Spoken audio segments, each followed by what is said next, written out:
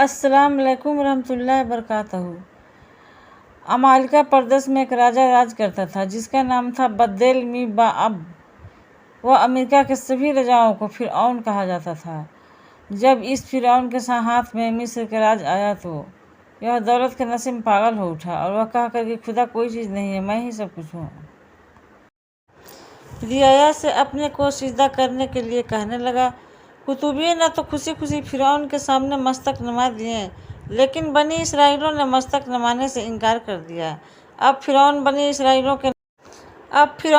इसराइलों से नाराज रहने लगा।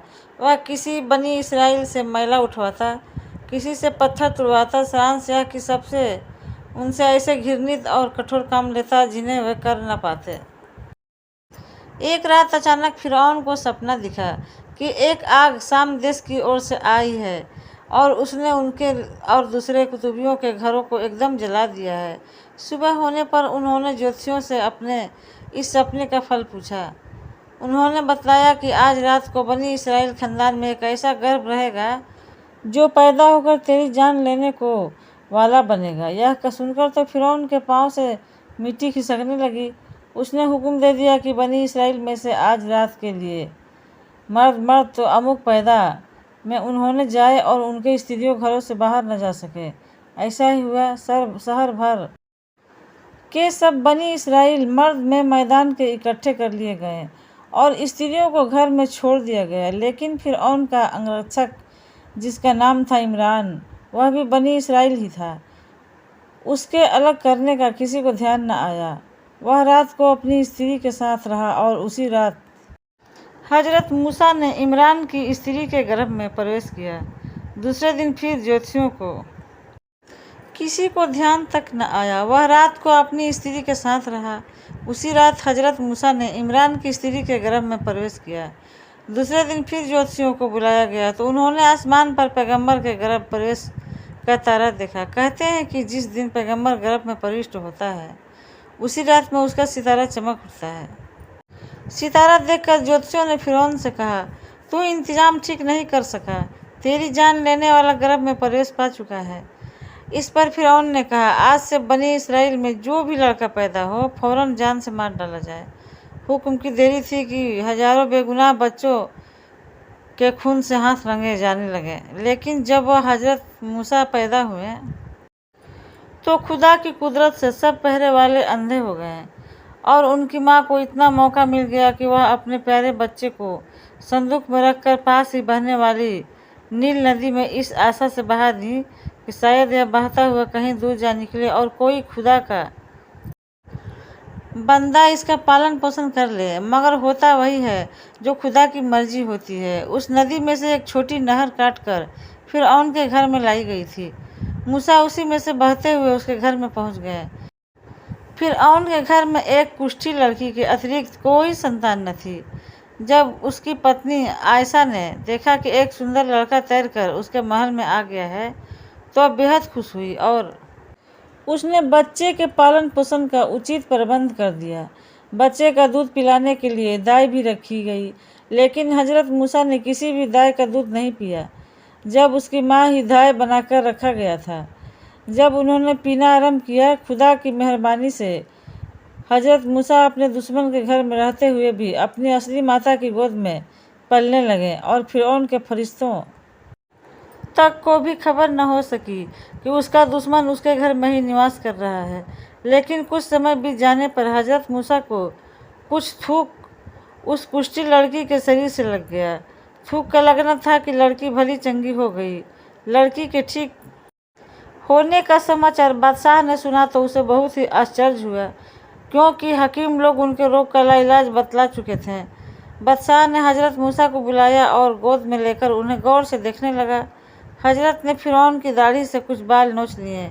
इस पर बादशाह को बहुत क्रोध आया और बनी इसराइल के खानदान को समझकर फौरन मारने का हुक्म दे दिया। लेकिन कुछ लोगों के समझाने से और खुदा की तरफ से फिरौन के दिल में मोहब्बत पैदा किए जाने के कारण परीक्षा की समाप्ति तक उसके मारने को हुक्म वापस ले लिया गया। परीक्षा यह थी कि बच्चे के सामने 2 थालियों में, एक में लाल और एक में दहकते हुए अंगारे रखे जाएं। अगर यह कोई साधारण बच्चा होगा तो चमकता हुआ आग का अंगारा उठाएगा, और कोई दिव्य पुरुष होगा तो लाल उठाएगा। दोनों थालियों के सामने लाई गई तो हजरत चाहते थे कि लाल उठा लें, लेकिन जिब्राइल ने उनका हाथ अंगारों पर रख दिया, जिससे उनका हाथ जल उठा। फिर उन्होंने एक अंगारा मुंह में दे लिया, जिससे मुंह भी जल उठा और तोतले बोलने लगे और आखिर तक बोलते रहे। इस पर बादशाह और उनके साथियों को बिल्कुल निश्चय हो गया कि यह कोई बेवकूफ़ लड़का है, पैगंबर नहीं, क्योंकि पैगंबर तो जन्म से ही चालाक और होशियार होते हैं। अगर यह पैगंबर होता तो अपना हाथ और मुंह क्यों जला लेता। इसके बाद उन पर किसी प्रकार का संदेह नहीं हो गया और वह स्वतंत्र पूर्वक राजघराने में निवास करने लगे।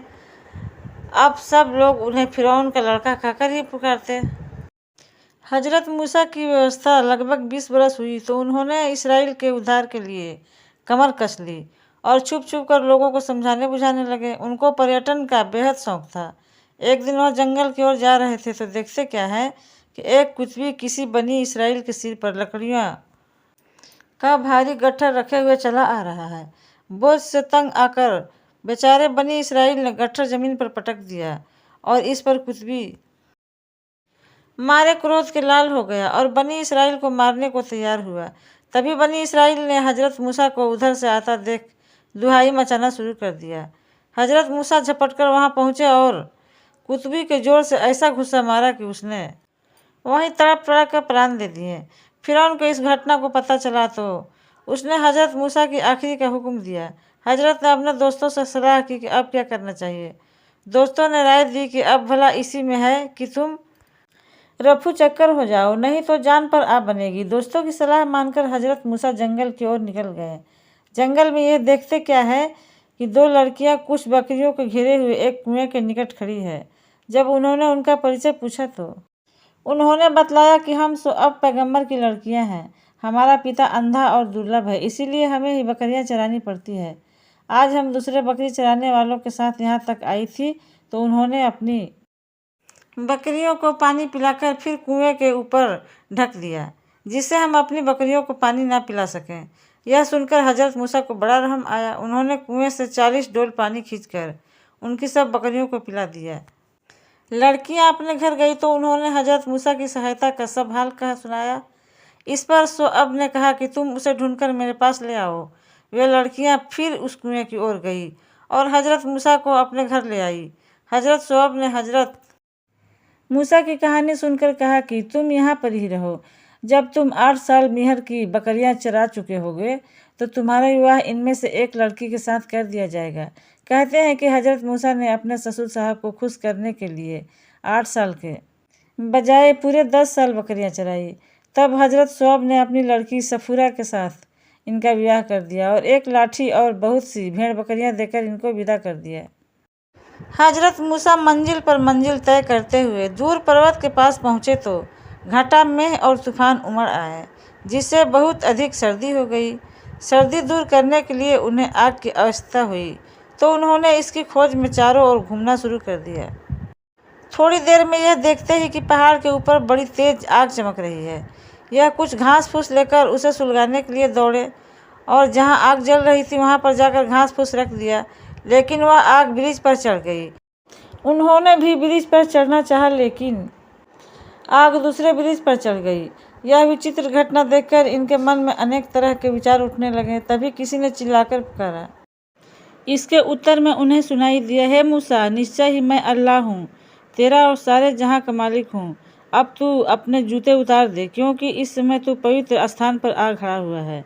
यह सुनते ही हजरत मूसा ने अपने जूते उतार फेंके और एकदम सिजदे में झुक गए। फिर खुदा ने कहा, आज मैंने तुम्हारी पैगंबरी अता की, तू यहाँ से सीधा मिस्र जा और फिरौन को आस्तिक बनाने की कोशिश कर, नहीं तो इसराइलियों को वहाँ से निकाल ला। खुदा की आज्ञा अनुसार हजरत मूसा ने फिरौन से जाकर कहा, मैं पैगंबर हूँ, तुम मुझ पर ईमान लाओ। इस पर फिरौन ने जवाब दिया, क्या तू वही मूसा है जो कल तक मेरा बेटा कहलाता था? कल तो तू यहाँ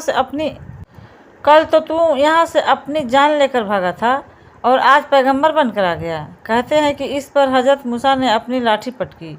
यह लाठी फौरन अजगर बन गया। इस अजगर के 700 दांत और इस अजगर के 700 दांत और हाथियों जैसे पाँव थे। इसके सारे बदन पर बच्चियों जैसे बाल थे। यह अजगर फौरन फिरौन पर झपटा। फिरौन ने हजरत मूसा से प्रार्थना की, मुझे इस बार बचा लो, मैं ज़रूर ईमान ले आऊँगा। हजरत मूसा ने अजगर को हाथ में उठाया तो वह पहले की तरह फिर लाठी बन गया। इसी तरह हजरत ने और भी कई चमत्कार दिखाए, लेकिन वह धूर्त फिर भी ईमान न लाया। तब तक मूसा ने उचित समझा कि बनी इसराइलों को यहाँ से निकाल ले चलूँ। एक रात में उन्होंने सब बनी इसराइलों को लेकर कुछ बोल दिया। जब वे कुछ दूर निकल गए तो फिरौन को उनकी चोरी से भाग निकलने का समाचार मालूम हो गया। उसने कई लाख सवार और पियादे लेकर कुलजम नदी के इसी पार उन्हें जा घेरा। लेकिन हजरत मूसा ने अपनी लाठी नदी के पानी में मारी तो उसी दम पानी के 2 टुकड़े हो गए और बीच में सूखा रास्ता बन गया। बात की बात में हजरत मूसा और सब बनी इसराइल रास्ते में होते हुए उस पार चले गए। यह सब कुछ देखकर फिरौन बहुत घबराया। उसने चाहा कि वह भी नदी पार कर जाए, लेकिन देखते ही देखते पानी के दोनों हिस्से फिर मिल गए और पानी में घुसने का साहस फिरौन न कर सका। लेकिन खुदा तो उसको डुबाना ही चाहता था। इसीलिए खुदा के हुक्म से जिब्राइल एक घोड़ी पर सवार होकर फिरौन के घोड़े के सामने आकर खड़े हो गए। घोड़ा घोड़ी को देखते ही भड़क उठा और फिरौन के काबू से बाहर हो गया। यह देखकर हजरत जिब्राइल ने अपनी घोड़ी को दरिया में छोड़ दिया और उसके पीछे पीछे फिरौन का घोड़ा और उसके पीछे पीछे तमाम शाही लश्कर भी दरिया में कूद पड़ा। हजरत जिब्राइल तो अपनी घोड़ी कुदाते हुए बच निकले, किंतु फिरौन और उसके सब साथी वहीं डूब गए। इससे पहले आप सभी भाइयों बहनों से एक छोटी सी गुजारिश है कि इस वीडियो को जल्द से जल्द लाइक कर दीजिए।